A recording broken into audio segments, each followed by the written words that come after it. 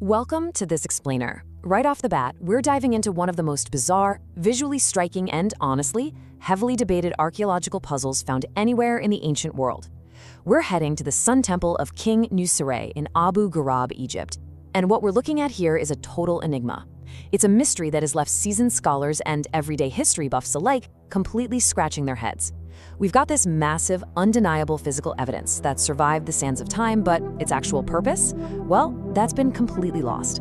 So, throughout this explainer, we're going to lay out the hard facts and then walk through some of the wildly competing theories about what these things actually did. Get ready, because this is an ancient mystery that really challenges how we view the past. I mean, you kind of have to laugh at this reaction from an internet user. They joked that these look like fossilized tractor tires, and honestly, they kind of hit the nail on the head. It perfectly captures how utterly baffling and out of place these artifacts look to us today. When photos of these objects circulated online recently, the immediate reactions weren't academic at all. They were totally visceral. People saw giant gears, they saw industrial factory equipment, they saw things that just do not compute with our standard textbook image of ancient Egypt. It highlights this really fascinating problem we run into with archaeology. When we uncover something that's clearly highly engineered, but we don't have the instruction manual, our modern brains just scramble to find a familiar parallel, even if that parallel is literally a modern piece of farming equipment. Section 1. The Abu Gurob Mystery, Setting the Scene. Let's look at the facts. Okay, before we interrogate the theories, we have to look at what's actually on the board. Archaeologists have dug up exactly 9 of these massive basins. And they aren't just scattered randomly either. They're lined up quite deliberately along the east wall of the temple's courtyard. But here's a crucial detail. Experts widely theorize there were originally 10 of them. This placement is our first major clue. They were positioned with intent, right in a specific area of a temple dedicated to the sun god. And that number itself, 9, possibly 10, is a detail that every single theory has to contend with. I mean, why not just build one giant basin? Why a whole series of them?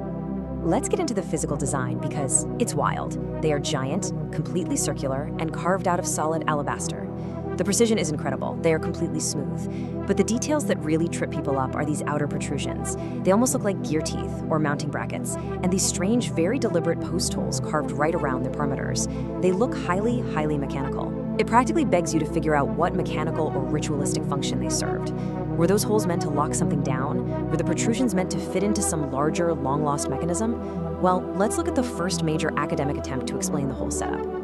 Theory 1. Blood sacrifice. So the most prominent, and frankly, the most gruesome scholarly theory suggests these immense stone bowls had a very visceral purpose. The idea is that they were designed for collecting blood from massive animal sacrifices. It leans heavily into the ritualistic side of ancient temple life, essentially calling these things giant, precision-carved slaughter bowls. And this brilliantly illustrates the crux of the whole archaeological debate. On one hand, the environmental layout absolutely supports the sacrifice theory. You've got these deep grooves cut directly into the stone floor of the courtyard that look exactly like a drainage system for fluid. But, on the other hand, there's a glaring, massive omission. If this was an active site for mass animal sacrifice, where are the tools? There's a complete and total absence of sacrificial knives or any butchery equipment anywhere near the site. So does that missing physical evidence mean the sacrifice theory is totally flawed? Which brings us to Theory 2. Symbolic decor. If they weren't functional slaughter bowls, maybe we need to pivot. Could their purpose have been entirely aesthetic or symbolic? This second scholarly theory proposes that these items served a powerful visual role, not a bloody one. And the crucial point here is the material itself, alabaster. When you polish alabaster, it doesn't just get smooth, it reflects light beautifully.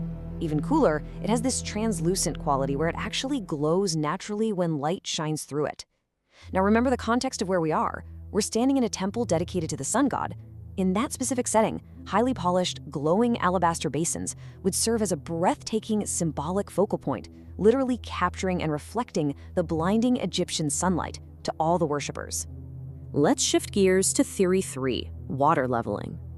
Now, this theory abandons the religious stuff entirely in favor of a strictly practical engineering approach. The ancient Egyptians were obviously master builders, right?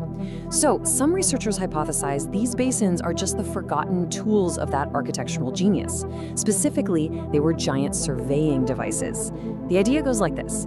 You link the 10 basins together across a huge space, maybe using those strange holes and brackets. Then you fill the whole linked system with water.